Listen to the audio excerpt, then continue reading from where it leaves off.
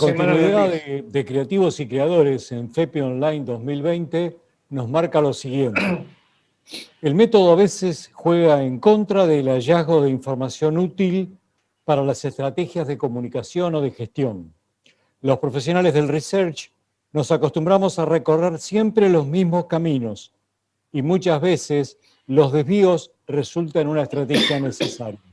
Esta matriz es producto de un desvío que tomamos para conocer otros públicos muy alejados de los consumidores o usuarios, pero tan necesarios como ellos para el negocio. Esto es lo que propone Cecilia Mosto en La reputación y la investigación creativa. Ella es socia de CEO Investigación y directora del programa ejecutivo Reputational Management de la Universidad del SEMA. Está en diálogo con otro gran amigo del FEPI, Jorge Martínez, director de Atlatina, a quien no solo aprovechamos para saludarlo con un abrazo fraterno, sino además felicitarlo por los 20 años de Atlatina. Bienvenidos ambos, diálogo número 5 de FEPI Online 2020. Bueno, muchas gracias por las palabras. Encantado de estar aquí, encantado de estar con Cecilia. Y nosotros llegamos a una conclusión. Nos vamos a presentar personalmente y exclusivamente nosotros mismos. Gracias por la presentación que ya nos hicieron, pero como estamos en tiempos de diversidad y de inclusión, yo le voy a pedir a Cecilia que nos cuente un poco cómo es su vida, qué es lo que hace, cómo es su vida cotidiana. Hola, Cecilia. Hola, ¿cómo estás, Jorge? Bien, ¿y vos? Bien, muy bien, por suerte. Y contanos, a ver, ¿cómo es tu vida? Porque nos ha puesto títulos rimbombantes, ¿no? Como mucha investigación, pero después de toda toda esta áurea de intelectualidad, ¿cómo es la vida de un investigador? La vida de un investigador es bastante estresante, como me imagino que es la vida de todo el mundo en la Argentina, ¿no? De todos los que trabajamos. Yo no sé si alguien puede trabajar de manera relajada, pero bueno, me recibí hace muchos años, así que he pasado diferentes contextos. No, a mí, digamos, la tarea del investigador me resulta súper interesante. Muchas veces la comparo con el análisis, ¿no? Cuando son estudios donde se quieren buscar, se persigue, digamos, evaluar comportamiento.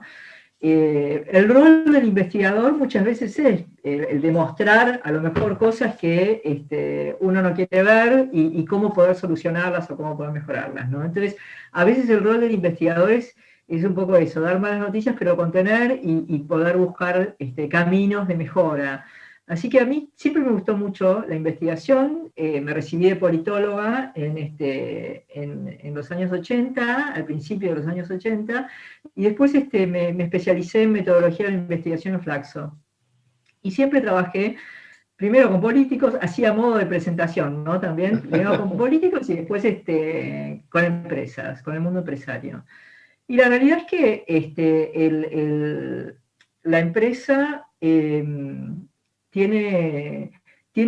está atravesando un momento de mucha apertura, ¿no? Tiene que realmente hacer un ejercicio de gran apertura para poder empezar a problematizar de manera diferente, ¿no? Es decir, pescar, digamos, los problemas en lugares donde a lo mejor no estaban muy acostumbradas a pescarlos, ¿no? O a identificarlos. Hay como un cambio en ese sentido enorme, hay demandas que experimentan las empresas y que no tienen que ver con el cliente o con un público conocido por las áreas de marketing, ¿no? Sino con públicos que a lo mejor no conocen, pero que pueden estar impactando en el negocio de la misma manera que puede impactar un cliente o un accionista, ¿no? Yo creo que viste que nosotros en nuestra sociedad nos movemos con mitos, con estereotipos y nos encasillamos en algo que tal vez no somos muchas veces.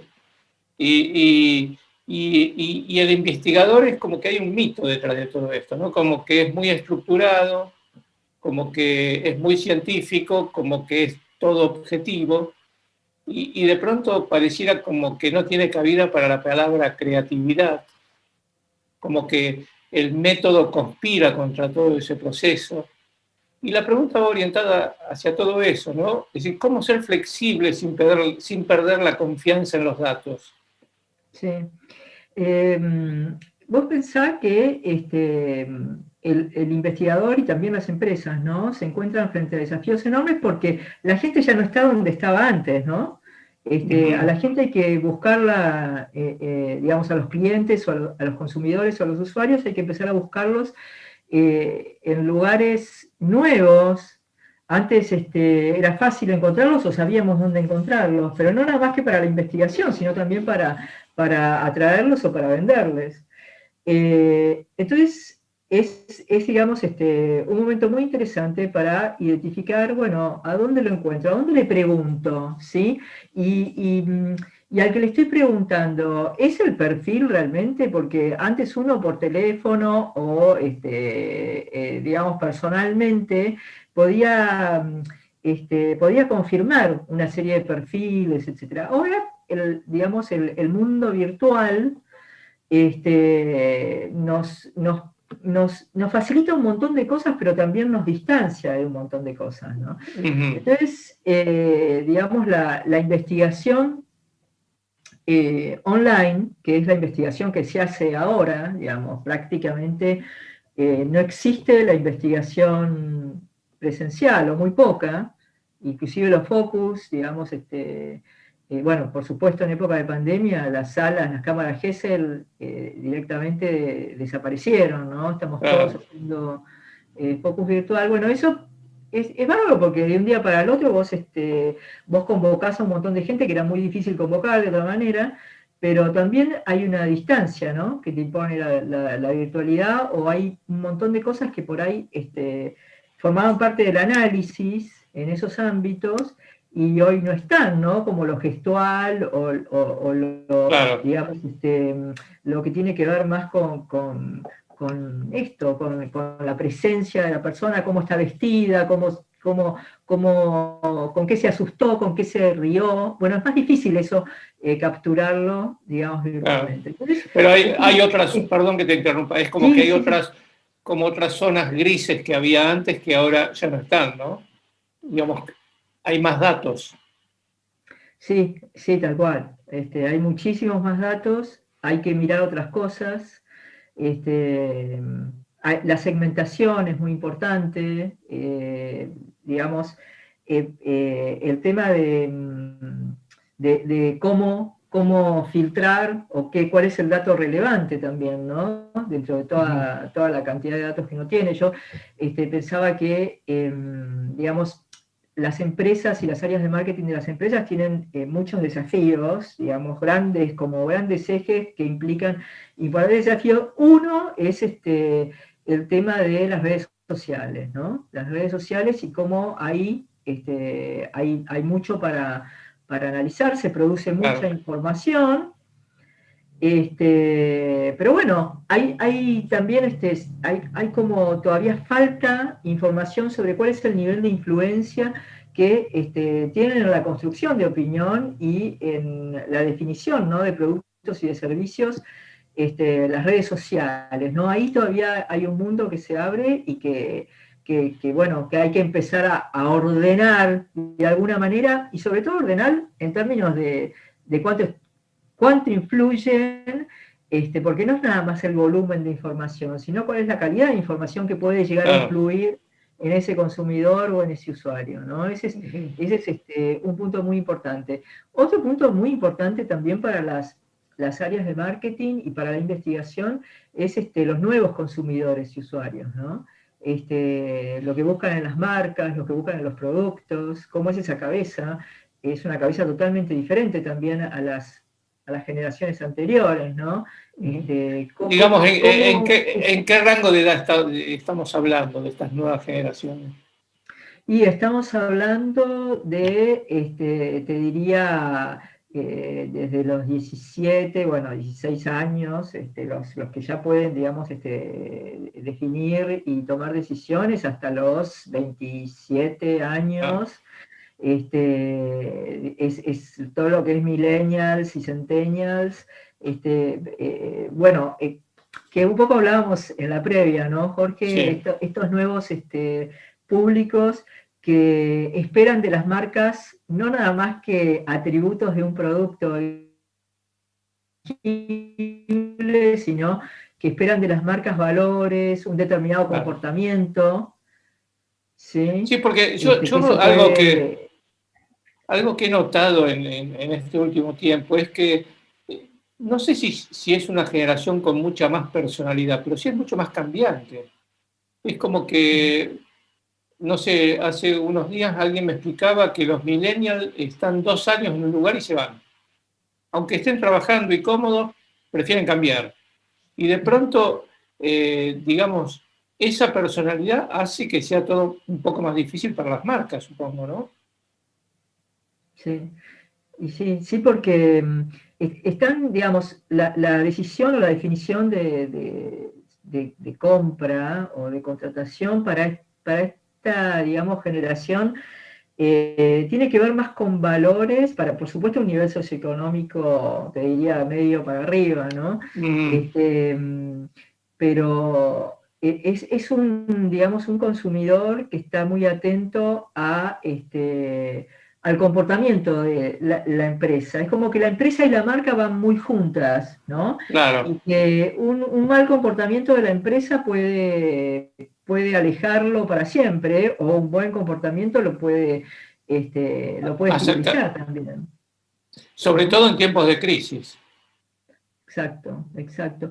Ya de la empresa se esperan otras cosas, por eso decía al principio que los problemas que enfrentan las áreas de marketing son diferentes, porque se Mm, espera algo diferente de la empresa, claro. ¿sí? Y el cliente que interpreto normalmente está acostumbrado a algo, de pronto se muestra permeable a propuestas diferentes de los investigadores. Sí, yo te diría, en realidad, digamos, esto de poder abrir la cabeza, ¿no? Este, mm, es tanto para el investigador como para el cliente, que está acostumbrado por ahí a brifear y a mirar a un consumidor determinado. Entonces, hay veces que también la tarea del investigador es poder ir ahí, romper, ¿no? Con esa mirada tan focalizada que tienen. Mm, Además, hay una cosa que también conspira bastante contra eso, que es los estudios sistemáticos, ¿no? Estos estudios que se vienen haciendo hace años y que a lo mejor hay que en algún momento parar la pelota y ver, digamos, cómo se puede mirar a esta misma persona, pero desde perspectivas diferentes. Y además hay públicos diferentes a los que hay que mirar.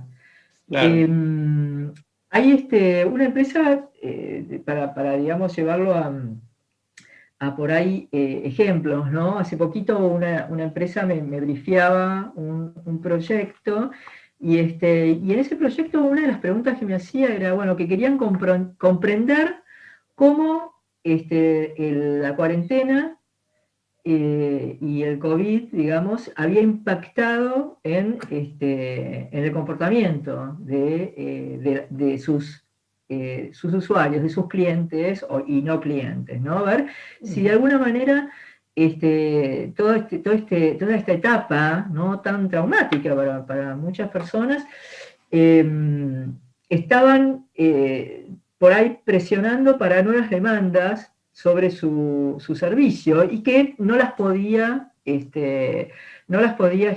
captar de ninguna manera. Entonces, el interés de no solamente hacer focus en este caso para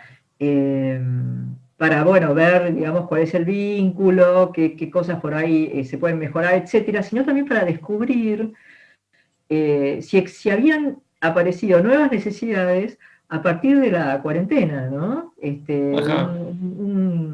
Un usuario diferente, si esto estaba o no había pasado nada con respecto a eso.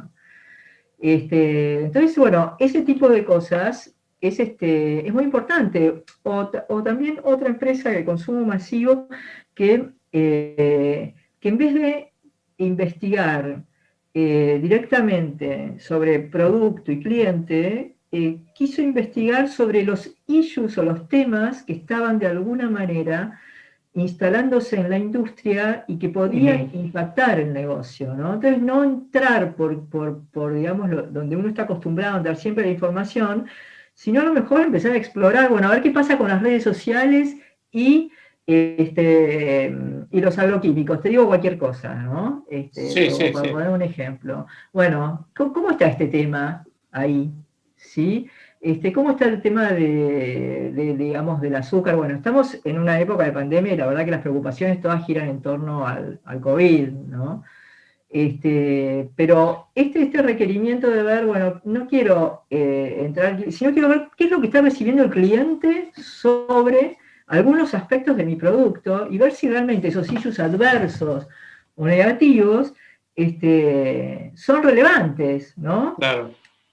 Y en esta época de pandemia que ya parece interminable, alguna vez terminará, es como una pesadilla esto, ¿no? Sí, sí. Esto yo lo grafico como el sueño de una persona que no nos quiere, porque realmente no termina nunca, pero es como que hay modificación de ciertos hábitos, indudable, todos hemos cambiado, ¿no?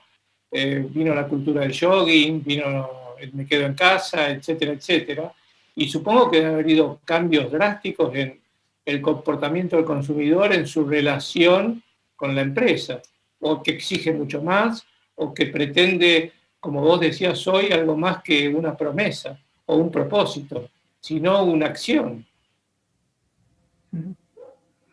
Claro, exacto. Esto es un temón, digamos, para las empresas. Hay muchos papers en donde se analiza, digamos, cómo puede un tema controversial impactar de una manera grave en el negocio, ¿no? Las grandes consultoras, como, digamos, auditoras como PwC, KPMG, McKinsey, mapean los riesgos reputacionales como riesgos no financieros, pero con impacto en la operación, ¿sí? Es decir, hay muchos casos que vimos en los últimos años de crisis reputacionales que han impactado mucho en el valor de las compañías, ¿sí? Mucho en el valor de las compañías, y en algunos casos han corrido a las compañías y a sus productos del mercado. Digamos que en esta etapa, ese impacto que se provoca dentro de las empresas ha generado que algunas empresas hayan subido su valor y otras hayan caído drásticamente. Sí, sí, esto es, digamos, lo que se define como reputación, ¿no? Ajá. El concepto de reputación arranca en los años 80. La primera en definir el concepto es la revista Fortune, que elabora un ranking con una determinada cantidad de drivers que los define como motores, digamos, de reputación. Y bueno, a partir de ahí, digamos, arranca todo el pensamiento, ¿no? De cómo identificar lo que es reputación, los indicadores, las dimensiones reputacionales, que son, para la mayoría de la gente, rondan en 7 dimensiones reputacionales, bueno, que cada uno tiene sus indicadores hacia adentro, pero arrancan los 80, y arrancan los 80 de la mano de las extractivas, ¿no? Básicamente. Es decir, las primeras industrias en verse impactadas por crisis reputacionales son las mineras y las petroleras. Claro. Y esto sí, aquellos famosos derrames de petróleo en el mar de algunas petroleras en la década del 80, supongo, ¿no? Sí, y además las críticas de las comunidades próximas, es decir, aún, digamos, sin comprobarse impacto, todas las comunidades empiezan a querer participar y a ser escuchadas sobre las operaciones, ¿no? Sobre el desarrollo de las operaciones. Y ahí surge también el concepto de licencia social para operar, que es un concepto muy lindo. Es decir, las empresas no solamente tienen que tener la licencia del gobierno o del organismo que sea, sino que también tienen que tener una licencia social. La gente tiene que habilitarlas. ¿Sí? Digamos, sí. eso es abstracto, no es un paper que se firma ni nada por el estilo. Sí, mira, está definido a fines de los 90 por Naciones Unidas el tema de la licencia social y, digamos, el poder comprobar que uno tiene licencia social se hace cuando se trata de comunidades próximas o de públicos de interés en general, porque no es nada más comunidades próximas. O sea, empezó así, empezó con las extractivas y las mineras y la necesidad de estas empresas de dialogar con personas que no son sus clientes, ni son sus accionistas, pero que pueden cerrarle, digamos, el negocio, ¿no? Entonces, Claro. ahí surge, decía, bueno, ¿cómo tenemos que hacerlo? Hay que dialogar con estas comunidades, hay que llegar a acuerdos, y en muchos casos, los fondos de inversión y de financiamiento de las empresas piden como información encuestas y programas vinculados a esta relación de las empresas con... ¿Por qué? Porque si yo te voy a prestar plata y sos una industria controversial, ¿sí? O una industria que puede tener problemas de reputación, y bueno, si yo te presto plata, yo tengo que saber que tu relación con las comunidades y con tus públicos de interés es armónica, porque si no, la tasa de interés sube, digamos. Hay toda una complejización de todo este tema, que hoy Sí. están, digamos, bastante... Que no es, Sí. y que no es habitual que uno las lea en una nota en un diario, ni nada por el estilo. Es como que son cosas más escondidas, ¿no? Son temas muy internos de las compañías. Yo he escuchado muy poco de esto. Sí, pero es un tema complicado. Vos fíjate Monsanto, ¿no? Monsanto hoy no está entre nosotros, ¿no? En el mercado. Y recuerdo que era muy fuerte. Muy fuerte. Pero bueno, tuvo problemas de reputación. Había un Día Internacional contra Monsanto. ¿Ah, sí? Sí, y eso digamos, el no cuidar, digamos, y no construir esto con sus públicos de interés, las pone en una situación de riesgo importante, ¿no? Ahí esto es una cosa que hay que estar mapeando y evaluando, a ver cuánto riesgo tienen en ese sentido, ¿no? Las empresas tienen un montón de riesgos operativos, de todo tipo. Bueno, el riesgo reputacional empieza a ser, digamos, un aspecto muy importante, ¿sí? También, mirá vos, te voy a poner el ejemplo contrario que tenemos este año y está muy cerca nuestro, que es Vicentín. Sí. Vos fijate el caso de Vicentín, ¿no? Todo lo contrario. O sea, Vicentín estaba amenazado por una intervención del sector público. ¿Y qué pasó? Salió toda la gente a la calle, ¿no? La sociedad pidió que no interviniera. Exactamente. La comunidad próxima. Sí.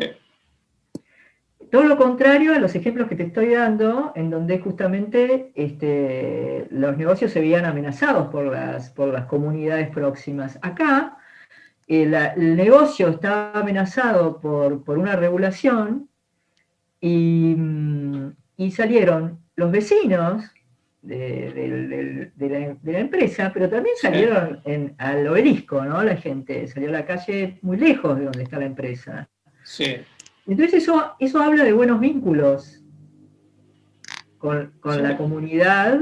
Hay, por supuesto, un tema político atrás, pero bueno, pongamos si hubiera pasado lo contrario, ¿no? Si hubiera pasado que la gente no hubiera apoyado, hubiera sido una industria a lo mejor muy cuestionada, como hay muchas industrias en la Argentina que son muy cuestionadas. Bueno, no hubieran tenido ese apoyo, al contrario, quizás hubiera despertado más confianza al sector público y el negocio hubiera pasado a otras manos, ¿no? En tu experiencia en la investigación de todos estos temas, reputación en empresas, sustentabilidad, ¿cuáles son los rubros industriales más afectados, los que corren más riesgos en este momento? Mira, esto que estamos hablando, que las empresas empiezan a ser demandadas como actores sociales, ¿sí? Yo arranqué los 80, espera que no me quiero olvidar de una cosa. Arranqué, digamos, marcando el inicio de esto, pero cuando empieza el siglo, digamos, XXI, los millennials y los centennials son como consumidores y como, digamos, usuarios, como clientes, cargan de nuevo esta demanda. O sea, una demanda que arrancaba con algo muy específico, hoy atraviesa todas las industrias, ¿sí? Es como que esta demanda de mostrar un comportamiento 360 grados empieza con las industrias más complicadas, más pesadas, te diría, menos cuidadosas del ambiente, pero hoy están todas en la mira, todas tienen que mostrar que son justas con sus empleados, que son también justas y transparentes con sus proveedores, que conversan con sus comunidades próximas. O sea, estos son los nuevos públicos de interés, ¿no? Los empleados también se constituyen en públicos de interés de muchísima importancia para las empresas. Claro. Digamos que de neófito voy a plantear esto, ¿no? Es como que podría haber dos grandes grupos. Uno, rubros industriales que afectan el medio ambiente, ¿no? Eso ya viene desde hace años. Rubros industriales que afectan la salud, vinieron después. Yo recuerdo, nací a una edad muy temprana, como diría Groucho Marx, y hace muchos años que trabajo, y recuerdo que alguna vez, en mi época, cuando trabajaba en El Cronista Comercial, me mandaron un viaje a Estados Unidos, no voy a decir ni por qué, ni para qué, ni a dónde, pero sería el año 1986, llego a una empresa, entro, me llamaba la atención que nadie fumaba, y de golpe me doy cuenta que todos los que fumaban tenían que salir fuera de la empresa. En la Argentina, todavía en esa época, la gente fumaba adentro de su auto con un bebé atrás, era como que todavía no había llegado a esa cultura. Cuando vine acá, me recuerdo que lo comenté y tibiamente comenzó no por mí, a instalarse ese tema. Hoy por hoy, a nadie le llama la atención que no se pueda fumar dentro de una compañía, ¿no? Sí. Hoy nadie fuma. Bueno, ese fue un rubro que fue muy afectado. De hecho, las tabacaleras comenzaron a incursionar en rubros alimenticios, etcétera, etcétera, para poder sustentarse como compañías. Ese es un rubro, pero por lo que vos estás explicando, otro, y que es mucho más interesante, que ya no es un tema que aborda la sociedad global, sino que ya son pequeñas comunidades donde dicen, esta empresa que está en un rubro que no afecta a la comunidad del rubro, pero sí esta empresa está haciendo mal las cosas. Exacto. O sea que el corte ya no es tan amplio y gigante como era antes, sino que ahora la comunidad se mueve de un modo, diría, más puntual, específico, no sobre el rubro por el que trabaja la compañía, sino por cómo trabaja la compañía. Y en eso intuyo que debe tener mucho que ver las redes sociales. Exacto, exacto. Sí, se han multiplicado los influenciadores, ¿sí? Se han multiplicado, se han atomizado, y en las redes sociales tienen muchísimo que ver en eso. Por ejemplo, el tema compliance, ¿sí? Es un tema que es una dimensión, viste que yo te decía que hay todos todos los investigadores, así como todos los investigadores tenemos normalizado el nivel socioeconómico, ¿sí? ABC1, etcétera, también los investigadores tenemos normalizado lo que entendemos por reputación. Y compliance es una dimensión reputacional, o sea, está comprobado que un impacto en esa dimensión, en ética corporativa, puede mover el amperímetro de tu reputación, ¿no? Entonces, en los últimos años, las empresas empezaron a trabajar mucho. ¿Por qué? ¿Por qué? Porque ¿qué es lo que las hace despertar, ¿no? A cada una de estas cosas? Porque ven que hay una crisis muy importante vinculada a alguno de esos temas de un competidor o de un negocio donde se hace un balance de por ejemplo, Volkswagen, ¿no? Volkswagen tuvo una crisis muy, muy grande hace unos años, sí, por haber ocultado... un motor. ¿Perdón? Un motor. Sí, en realidad la emisión de gases bueno, eso, digamos, yo no tengo acá los... Hizo caer las acciones sustancialmente. Claro. Le costó años recuperarse. Exacto. Y ni que hablar del nivel de confianza. O sea, la confianza es un concepto estrechamente ligado a lo que es la reputación, digamos, la construcción de confianza con tus públicos de interés, la construcción de confianza con tus clientes jóvenes. ¿Cómo construís? No es lo mismo como vos construís la confianza con tus clientes adultos, ¿sí? Que buscaban una cosa totalmente distinta. Tus clientes jóvenes van a ponerse en tu camiseta por cosas que los grandes no lo hacían, ¿no? O sea, está muy atomizado, como vos decís, está hipersegmentado, este concepto de la hipersegmentación, ¿no? Que aparece en investigación, porque los públicos que vos tenés que investigar, a veces son públicos muy chicos, es una ONG a lo mejor, o son varias ONG, o son varios grupos ambientalistas, o que se agrupan atrás del rechazo al azúcar, por ejemplo, ¿no? Las gaseosas también tienen aspectos controversiales bastante... digamos, importantes. Muy de moda. Lo mismo que la fast food. Exacto. La comida rápida.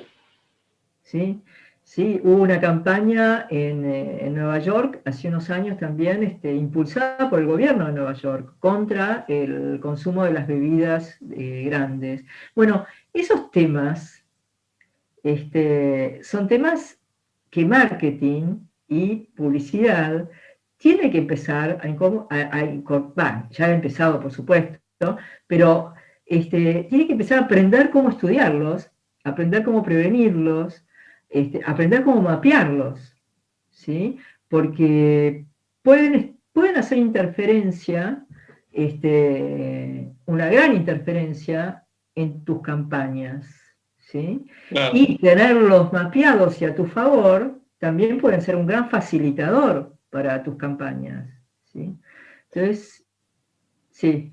No, pensaba, ayer estaba hablando con un CMO y global, ¿no? Antonio Lucio, y me decía que, no acá en la Argentina, sino en Estados Unidos básicamente, en Europa, un CMO dura 8 trimestres en su función. Estamos hablando de 2 años. Yo ingreso hoy a una compañía como CMO, es muy probable que dentro de 2 años lo inviten a partir. Y vos me estás contando una problemática de comunicación de la compañía y posicionamiento de sus productos que ya inclusive escapa a esos métodos ortodoxos que tenían las compañías, supongamos consumo masivo, para posicionar un producto, que veían consumidores. Ahora son personas, es humanidad, que tiene muchos vehículos, muchos medios para responder a cosas que no les gustan, y de pronto una campaña o una acción o una estrategia de marketing que antes era mucho más simple, de golpe se vuelve mucho más compleja por problemas ajenos a la comercialización. Y tiene que ver con ese vínculo que tiene esa empresa con su entorno. Exacto. Sí, sí, exacto, que tiene que ver con temas culturales, con, digamos, toda una serie de factores que no los pescás como se pescaban antes Claro. la información. Lo que nosotros llamamos triangulación, es decir, ver algo a través de diferentes disparadores que a lo mejor no tienen nada que ver con lo que vos estás vendiendo, pero te anticipan dificultades y oponen a tu favor cuestiones que podrían impulsar de una manera mucho más efectiva la comunicación, ¿no? Y que te puede también generar barreras complicadas, ¿no? Son como caminos paralelos, caminos invisibles. Es como que uno no lo está viendo en la superficie y sin embargo están esos problemas supuestos. ¿No? ¿Sí? Digamos, el producto me encanta, lo consumo, pero paralelamente hay algo que no me gusta de esta compañía.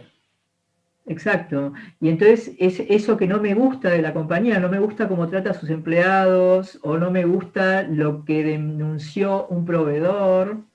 Uh-huh.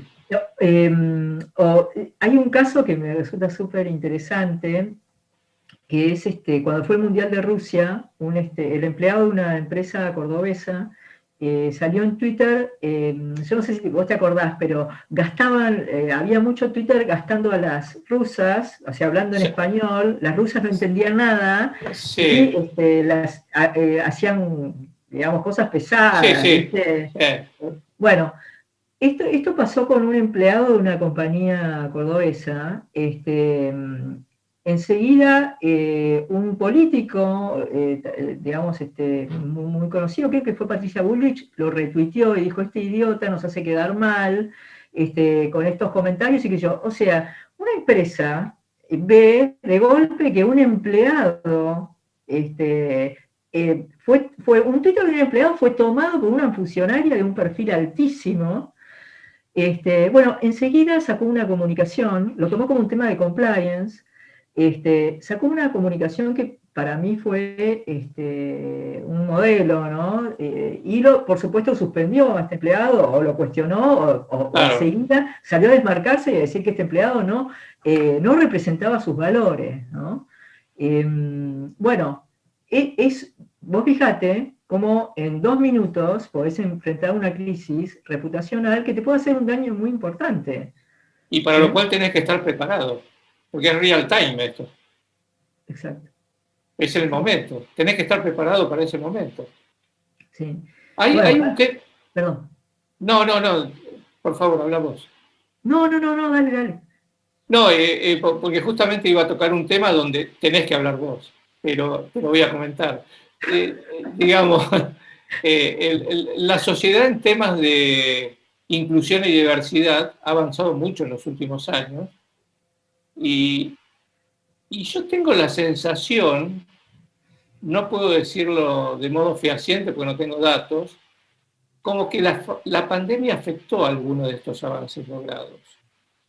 Tengo la sensación como que de pronto, supongamos una sociedad como Estados Unidos, que tuvo muchos problemas este año, la muerte de Floyd, el asesinato de Floyd en la calle, despidos, que hubo muchos despidos en Estados Unidos, y según algunos me explicaban, esos despidos que iban por las líneas bajas eran donde había más mujeres y era donde había más gente de color.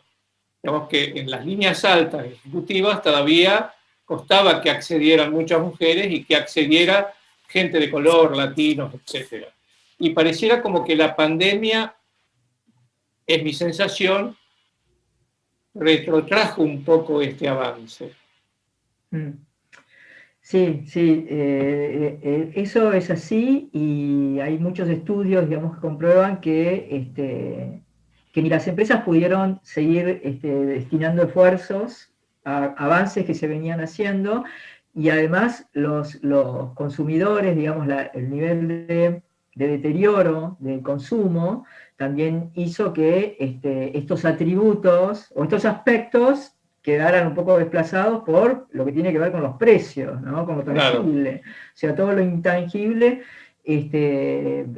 queda, por supuesto, reducido. Pero también estos mismos estudios, que hay algunos muy interesantes, cualitativos, yo te mencionaba uno de McKinsey, que me resultó súper interesante porque son entrevistas a presidentes de compañías de la Unión Europea, y todos coinciden en que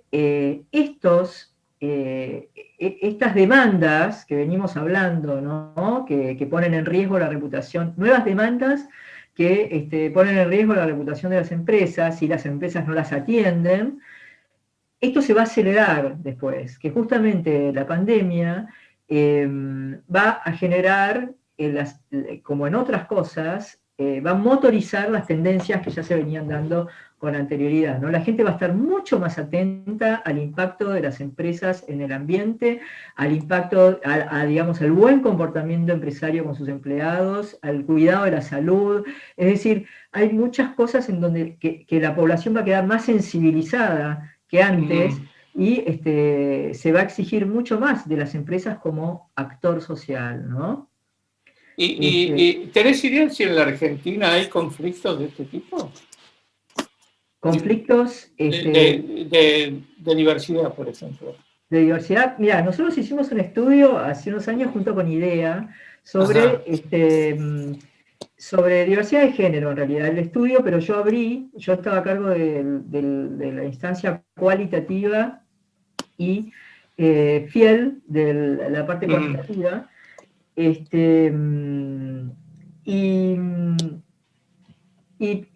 acá, digamos, si bien estamos muy atrasados con respecto a Europa, por ejemplo, ¿no? En términos de diversidad y de presión en ese sentido, con respecto a la región, tenemos algunos como hitos un poquito más avanzados, ¿no? En el sentido de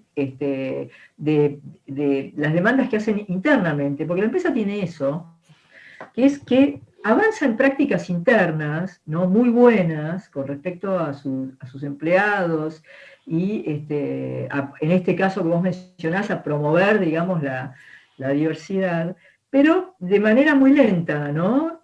Claro. Si vos analizás los resultados de hace, no sé, los últimos 10 años, no se mueve demasiado digamos, el índice o la tasa de mujeres en cargos directivos, ponele, ¿no? O la apertura sobre temas vinculados a sexo, ¿no? A diversidad sexual. Es muy, muy lento. Hay como mucha explosión, hay mucho espacio empresario, de debate empresario, ¿no? Hay fuegos artificiales, hay pirotecnia. Exacto.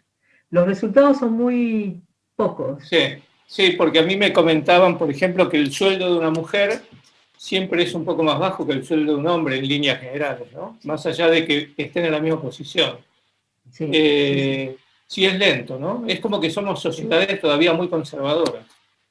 Sí, muy conservadoras, pero también hay un cambio que viene impulsado por las nuevas generaciones. Vos pensás que la mayoría de las mujeres de mi generación, más jóvenes también, la madre las esperaba tomar la merienda a la tarde, ¿no? Y era una madre que había dejado todo por sus hijos, ¿no? Es cierto. Así que ya ese modelo por ahí, las nuevas generaciones no lo han tenido, lo han tenido mucho más intervenido, ¿no? Por otras cosas. Pero sí, la mujer negocia mal, negocia otras cosas, negocia tiempo, flexibilidad, pero sus sueldos son más bajos, hay una brecha que se sostiene, y además la participación en puestos de conducción es muy baja, muy baja. En la Argentina, en la región y en el mundo. ¿Mirás televisión? Sí. Soy una hiperconsumidora de información, sobre todo. ¿Y cómo ves la publicidad en relación a todos estos temas que estamos hablando? un poco mejor, pero nada más que un poco. A ver, ¿en qué, por ejemplo? Y ¿Qué hay le- empresas que empiezan a utilizar otros modelos, otros estereotipos que me encantan, pero en realidad todavía lo veo como muy en debate. El Consejo Publicitario Argentino, por ejemplo, sacó una campaña sobre el Sí, tema de género, y yo participé en los debates del Consejo. Y la realidad es que no están más avanzados, sino que vienen un poco a la cola, ¿no? ¿Vos cómo lo ves? claro. Ah, qué bueno esto, me tiraste la pelota. Yo lo que siento a veces es que como que se generan cosas, pero que no las siento reales. ¿Qué quiero decir con esto? Que una empresa dice, promete en un spot de televisión, cambia el juego de los estereotipos. Dejó el ama de casa que limpiaba la casa, esperaba a los hijos, etcétera, etcétera. Y entonces cambia por un mensaje donde incluye la diversidad de género, de sexo, todo es una explosión, parece, no sé, el mejor momento de algún festival en Berlín. Y sin embargo siento que el argentino no es eso. Y siento que las empresas tampoco lo son. Y siento como que nos queremos imponer cosas. Y de pronto también siento muchas veces que hay organizaciones que luchan por derechos, con todo respeto voy a decir esto, y bien luchado por esos derechos, pero muchas veces siento que también es como pirotecnia eso, ¿no? Como que hay, no sé, colectivos que se agarran de algo y dicen, luchamos por esto, tal cosa, y es como que yo digo, ¿lo están haciendo para que la gente se entere que existen o realmente están defendiendo eso? ¿No? Un poquitito más de fondo. Porque en el fondo Sí, siento como que hablamos de algo que tiene que venir, pero que lo sentimos lejos. Yo hace sí. unos meses empecé a ver una serie inglesa que me encantó, que se llama Years and Years, años y años, que está ubicada en el Londres de 2020, fue hecha antes de la pandemia, ¿no? Perdón, del 2020-2034, ¿no? Y entonces muestra la evolución tecnológica, eh, hasta juega con lo que se ha denominado el transhumanismo, ¿no? Es decir, el ser humano que vive a perpetuidad en una nube. Y yo cuando veía eso digo, este futuro ya está acá, ya se viene.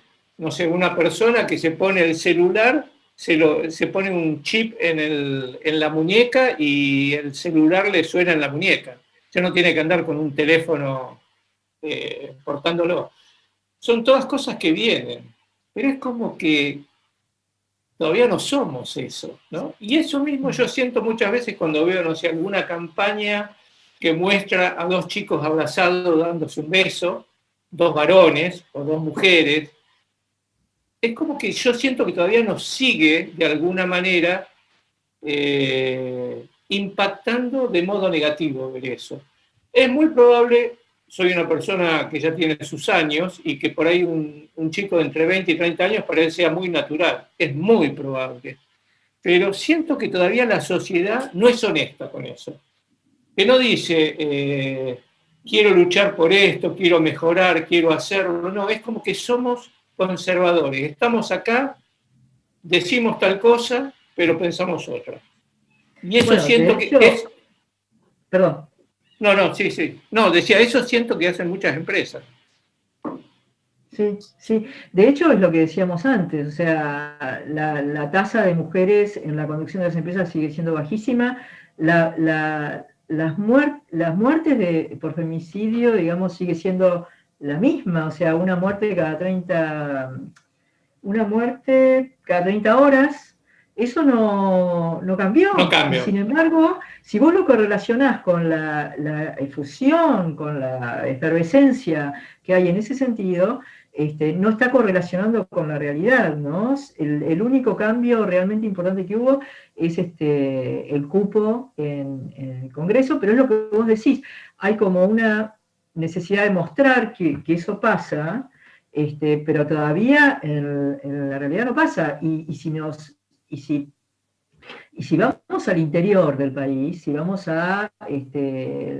digamos, a Sí, otras regiones del país, todavía la situación es mucho más diferente, ¿no? O más sea, es delicado. verdad que por ahí estamos mostrando cosas, el gap entre lo que se muestra, lo que se muestra y lo que es todavía muy Sí. grande, ¿no? Y lo que nos influye momentáneamente, y después como que volvemos, es como que tenemos una memoria genética para volver atrás. De pronto, hoy se genera un suceso que me conmueve, se instala en mi mente durante un par de semanas, los medios lo perpetúan por esas 2 semanas, cuando se desinstala el tema, vuelvo a pensar de modo distinto. Es como que ese tema ya no me afecta. Sí, yo creo que hay que distinguir entre temas por ahí más de superficie. Por ejemplo, el tema ambiental es un tema que yo te diría es estructural. O sea, es algo que, al contrario, se fue acentuando y hoy no hay agenda de ningún tipo de organización que no Bueno, esté mapeando el impacto ambiental. De hecho, para retomar el tema anterior, todo lo que son las empresas tipo B, ¿no? Las B Corp, que son empresas que, digamos, se proponen un triple impacto, el impacto social, el impacto ambiental y también, digamos, el comportamiento corporativo. Y hay un montón de empresas que están alineadas en ese sentido, o, digamos, nuevos índices en la Bolsa de Estados Unidos para empresas que sean B Corp y que tengan un impacto positivo en el ambiente. O sea, hay cosas que sí, que se activan y se desactivan, y que en eso me parece que juega un rol muy importante las redes sociales, en generar estas mareas, ¿no? Y estas corrientes superficiales. Pero abajo de eso hay temas que no hay que perder de vista y que han ido, digamos, escalando sí, los años, son, ¿no? y son centrales, sí. Sí, Sí. el tema ambiental es así. Yo te voy a confesar algo. No sé hasta cuándo tenemos que seguir hablando, no sé si va a haber alguien que nos va a decir. Yo siento que estamos hablando solos, no sé si alguien nos está escuchando, además. Hay vida, hay vida. Capaz que nos quedamos desconectados, ¿viste? Hace una hora que estamos Claro, desconectados. es como, realmente no sé hasta qué hora tenemos que hablar, no sé si hubiera un operador y nos dice, nosotros podemos seguir hablando por horas, ¿no? Ahí estoy viendo a alguien, ¿no? Ahí está, ahí estamos, Alguien, ahí estamos. alguien que nos diga algo. Valena, ¿dónde estás? Is there anybody out there? ¿Viste? Como la canción de Pink Floyd. Qué buen grupo ese, ¿eh? Nosotros seguimos hablando hasta que nos Pero me digan parece que... que ahí ¿Ahora me escuchan? Ahora sí, el Ahora me moderador. escuchan, Sí, digo. sí. ahora los Ahora sí. escuchamos, sí. Bueno, si ustedes me escuchan bien, yo los escucho también. No tenía micrófono habilitado recién para Bien. explicarles que no solo los estamos escuchando con mucha atención, sino que hay muchísima gente en las redes que los está siguiendo y si quieren y están en disposición, nos están mandando algunas preguntas. Estamos seleccionando preguntas para que puedan debatirlas entre ustedes. ¿Les parece bien? Con mucho gusto yo. No sé, Cecilia, si tiene tiempo, pero yo no tengo problemas. No, perfecto. No son muchas y aunque sea brevemente, creo que son interesantes porque son de la gente que sigue el diálogo de ustedes. Voy con la primera. Yo no respondo encuestas, pero creo que las empresas que las mandan luego de usar los servicios, después nunca las tienen en cuenta. Cecilia. Mira, yo creo que hay es verdad, hay un tema con la industria de la investigación, ¿no? Pero bueno, es responsabilidad tanto de los investigadores, más que de los investigadores, de los que demandan esas encuestas, porque hay mucha investigación sistemática digamos es estándar, es solicitada por casa matriz, es una encuesta que a lo mejor no se mira sino que se hace, de la cual no se espera, digamos, que impacten modificaciones, sino que, bueno, se sostienen series, pero el tema de estas encuestas que me están, digamos, comentando, que tienen que ver con la experiencia del cliente y con la atención del cliente, son estudios donde hay empresas de servicio que invierten muchísimo tiempo, muchísimo pensamiento, y tanto en el diseño como en la recepción de los resultados, ¿no? Porque la realidad es que un cliente, digamos, no es fácil mantener satisfecho a un cliente para las empresas de servicio. Hay mucha competencia en algunos sectores y eso es mirado detenidamente.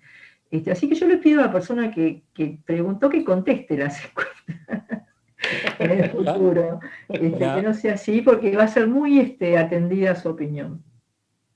La otra pregunta para los dos es, según el criterio de ustedes y según las investigaciones que conoce Cecilia, en la actualidad, ¿cuáles son los atributos de las marcas que más valora el consumidor promedio?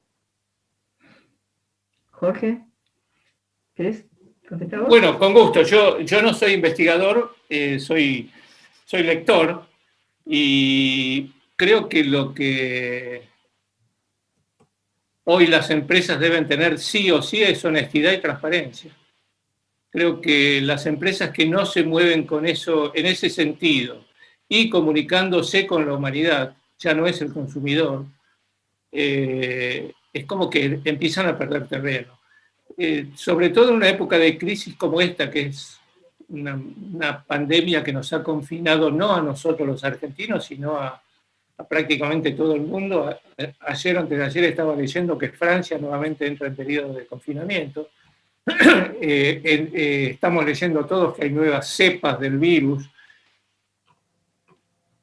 Las empresas se están enfrentando con un problema muy grave, y es todo lo que prometí en algún momento como propósito, hoy lo tengo que cumplir sí o sí. Ese atributo es el que más valoran las personas, los habitantes, los que llamamos consumidores, a veces, o usuarios, y eso es lo que va a generar que muchas empresas dejen de ser queridas. Todo lo que prometí durante tanto tiempo, hoy no sé cómo cumplirlo. No lo sé cumplir, lo había dicho, pero no lo cumplí. Creo que las empresas que cumplan con el propósito y piensen en la humanidad antes que en la venta de sus productos son las que mejor van a ser valoradas. No sé qué opinas, Cecilia. Sí, hay un estudio de Mindful Brands de Havas que ya tiene no sé, es del 2019, lo estoy viendo ahora acá, y una de las conclusiones es que el 77% de las marcas podrían desaparecer y a las personas no les modificaría nada, ¿no? Ese es uno de los resultados de la encuesta.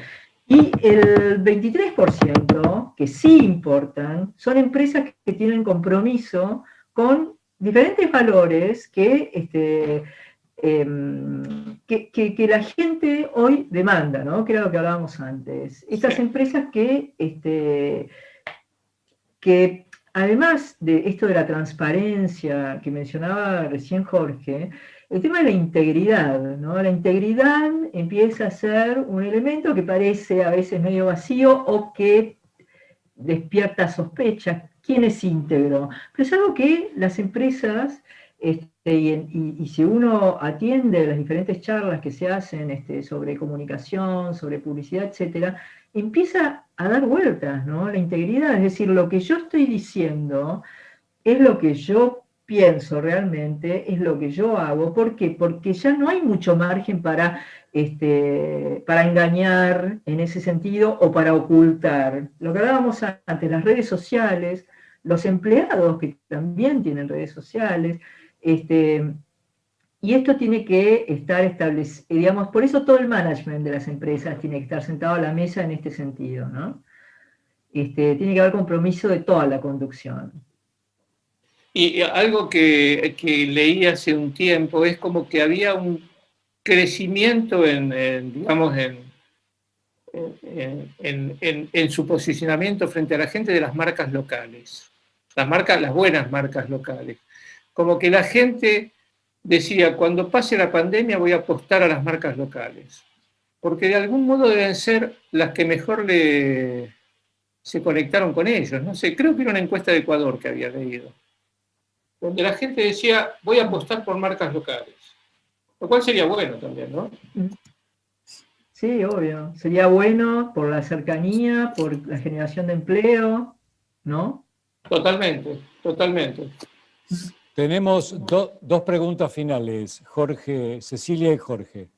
Las reacciones del público con relación a las marcas y el medio ambiente expresadas en las redes sociales son habitualmente seguidas y analizadas por las empresas que tienen impacto en el medio ambiente.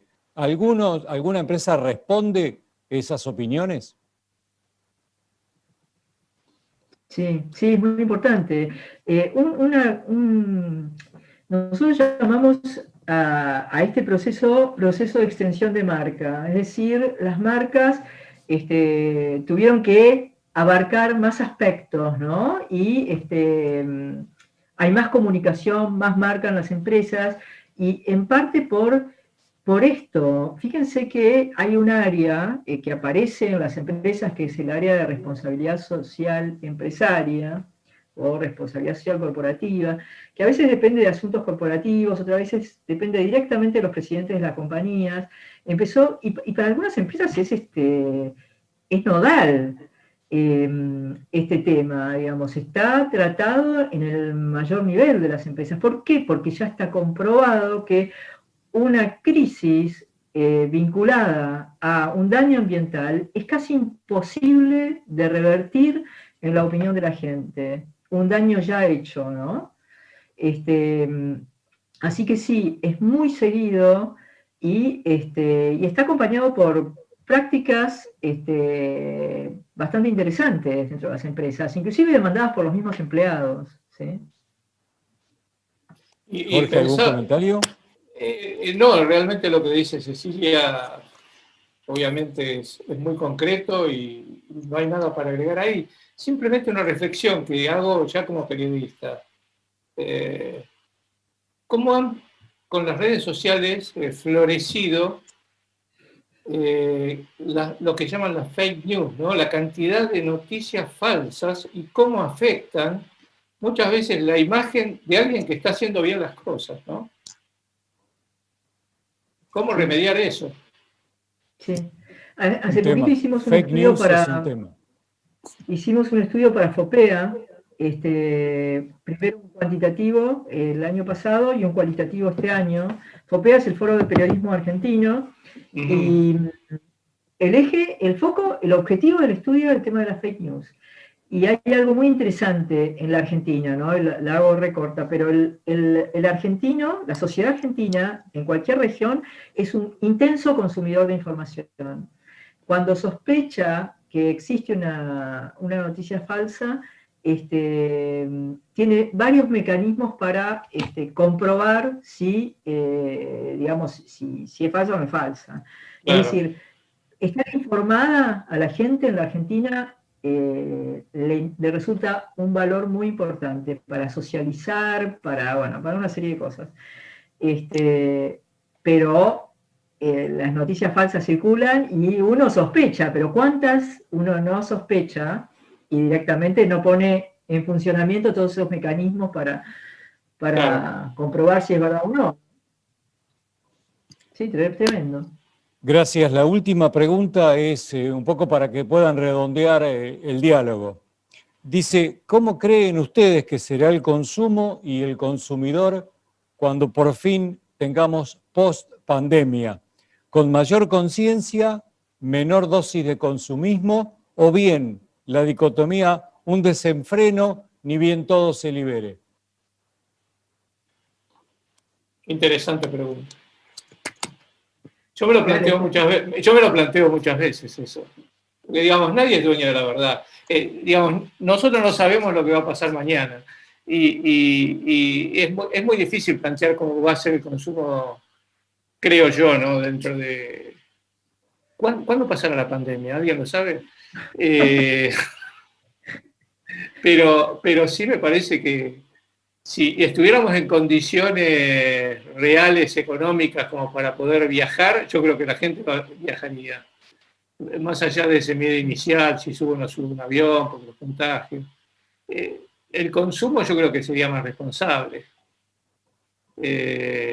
Y no sé, la verdad, no sé cuándo va a pasar la pandemia, ni sé cómo vamos a reaccionar. Yo hace 9 meses, 8 meses que estoy en mi casa, creo que 2 veces me puse un pantalón cuando fui a Buenos Aires, vivo en Pilar, vivo con jogging, bermudas, pantalones cortos, y la verdad que me siento muy cómodo así, ¿no? No sé cómo será. Es decir, durante un año no se me cruzó por la cabeza comprar indumentaria, calzado. Es decir, es como que sentí que no hacía falta, ¿no? ¿Cómo será cuando vuelva a ese momento? Es muy probable que vuelva a comprar. Es muy probable porque de alguna manera en muchos aspectos somos impulsivos ante la compra, ¿no? Cecilia. Sí, yo creo lo mismo. Yo creo que va a ser un cliente, o digamos, un cliente más atento al comportamiento, o sea, como lo que hablábamos antes, digamos, cuando salgamos de esta pandemia, esta tendencia a exigirle a las empresas cuidar el ambiente, cuidar a sus empleados, ser éticas, además de vender productos de calidad, etcétera, va a seguir avanzando y se va a seguir, digamos, orientado a trabajar con stakeholders, lo que es stakeholders capitalism, o sea, capitalismo de stakeholders, atender a públicos que no son solamente clientes y accionistas. Esto para mí va a seguir y va, al contrario, va a ser mayor digamos, el estar atentos a cómo las empresas observan este tipo de cosas. Pero después pienso que el consumo es lo que decía recién Jorge, ¿no?